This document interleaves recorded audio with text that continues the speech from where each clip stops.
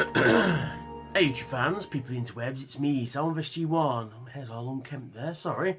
Back for another Star Trek, the official Starships collection review. Finally, issue number 62 turned up today. Finally, it's been a month, man. A month.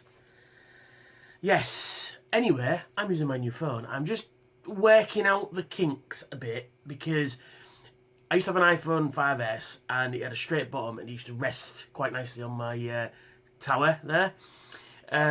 However, I have now got a Samsung Galaxy S6 Edge, and because it's an Edge, it won't sit on its edge. So I'm just using my MP10 Masterpiece Optus Prime. I'm using his legs to rest the phone up. It's not a decision. It's not a. What's the word I'm looking for?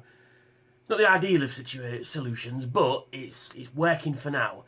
And I've got all this extra space to fill up, so I'm going to try and use it all and see how good this camera actually is. So anyway, yes, as normal, you get the glossy magazine and you get the ship itself, but more on that in a moment. So we'll get cracking on. Voth Research Vessel. Type Research Vessel, operated by the Voth, in service 24th century. Length 130 metres approximately. Top speed transwarp. Crew 2. Defence spatial displacement. Which basically means it can sort of,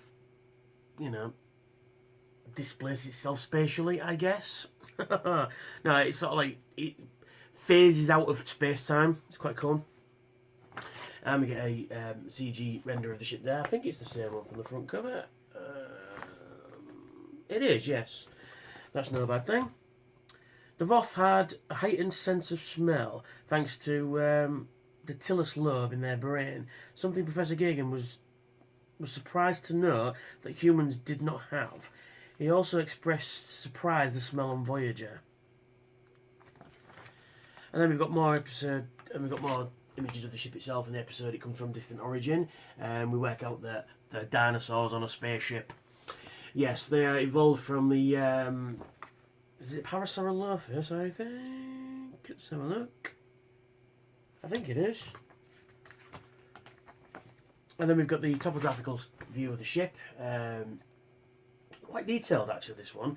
It's going into different, secondary stabilisers, sublight, propulsion exhaust and stuff.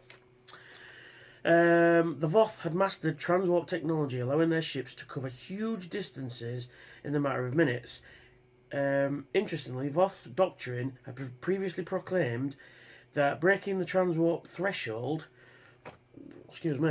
was not possible and would bring about terrible disasters if it were ever attempted. This held the race back for considerable time until someone took a chance and proved that it could be done, ushering a new chapter of exploration by the Voth.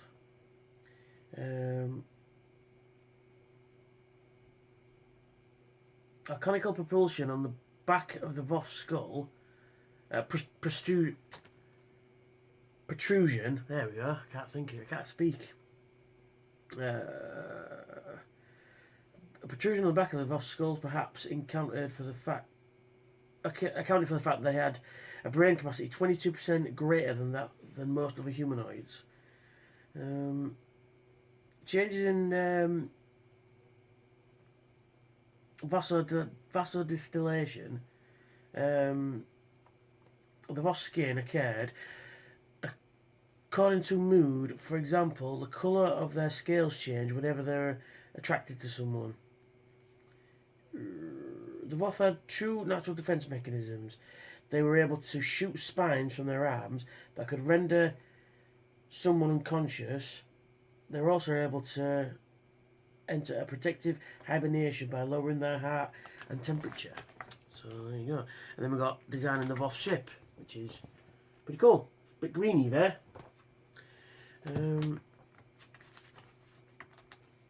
Rick Steinbach. And then we've got the Voth makeup by Michael Westmore, and as you can see, pretty fucking awesome. I'm gonna say what you want about Voyager. Their makeup techniques, about Star Trek anyway, their makeup techniques were fantastic. Ranging from Cardassians to Jem'Hadar to Hirogen to Voth themselves. It's really cool. It's really good.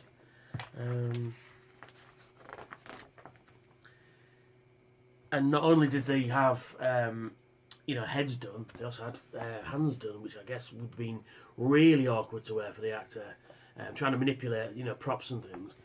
So yeah, it goes into how they created the effects and stuff like that. And then we got some first appearance, distant origin. Of course, it was Starship Voyager and designed by Rick Sternbach. And trivia: human bones and the human bones and uniform fragments that Professor Gagan and Via found on Hanon 4, the beginning of Distant Origin, belonged to Ensign Hogan. This was a reference to the episode Basics Part 2, where Hogan had been killed by Halonian land eel, a massive serpent-like life form, later a canister of warp plasma that Gagan discovers at Baja Space Station, the Necrit Supply Station.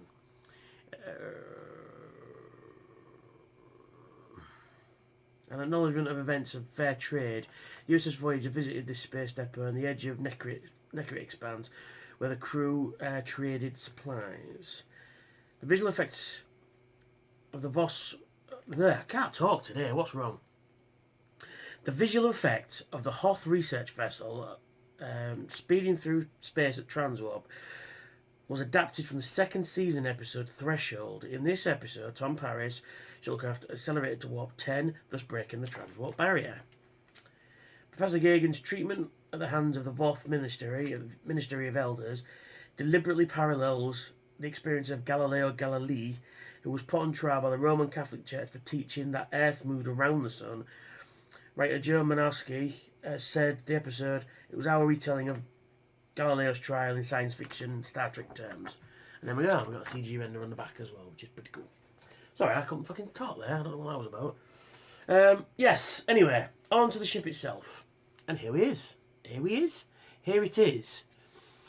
It's very nice. It's a one-hit wonder ship. It's only in one episode. I think it's one of those ships that crops up in large... whenever you see like a planet that's got ships around it, I think they use the CG model of this. It's quite nice. It's quite alien looking. It's got some nice to have clear plastic in there, boys. But can't have everything. It's got a nice sort of metallic grey finish to it. It's like a gunmetal grey, and we've got some really nice detailing on the bottom there. And I like the fact that the join lines, because the top part's metal and the bottom part's plastic. I like the fact that the join lines have been incorporated into the design, which is really cool. They've really took the time and effort with these. It also seems as the fact that the Eagle Moss are taking the time with the one-hit wonder ships, the Alien of the Week ships, than they are with the actual hero ships. It's a bit of a shame, but can't have everything. But the detail on it is fantastic. The moulding on it is brilliant. You've got some really nice details on the top there. And there you go. That's all you can say about it, really. It was not in very many episodes. In fact, it was one. And then it comes with, like I said, the stand and the rather unusual connector there. And it says Voth Research Vessel. And it connects to the stand thusly.